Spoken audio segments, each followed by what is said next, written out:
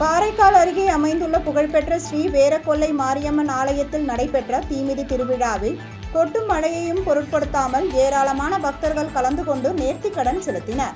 புதுச்சேரி மாநிலம் காரைக்கால் மாவட்டம் திருப்பட்டினம் போலகம் பகுதியில் அமைந்துள்ள பிரசித்தி பெற்ற அருள்மிகு ஸ்ரீ வேரகொல்லை மாரியம்மன் ஆலயத்தின் தீமிதி திருவிழா கடந்த 6ஆம் தேதி பூச்சொரிதல் உற்சவத்துடன் விமர்சையாக தொடங்கி நடைபெற்று வருகிறது. இவ்விழாவின் சிறப்புமிக்க நிகழ்வான தீமிதி திருவிழா வெகு விமர்சையாக நடைபெற்றது. இதனை முன்னிட்டு மூலவர் ஸ்ரீ வேரகொல்லை மாரியம்மனுக்கு சிறப்பு அபிஷேகம் மற்றும் சந்தனக்காப்பு அலங்காரம் செய்து தீபாராதனை காண்பிக்கப்பட்டது. பின்னர் பல வண்ண மலர்களால் அலங்கரிக்கப்பட்ட உற்சவர் மாரியம்மன் வீதி உலாவாக வந்து தீக்குழி முன்பு எழுந்தருளினார்.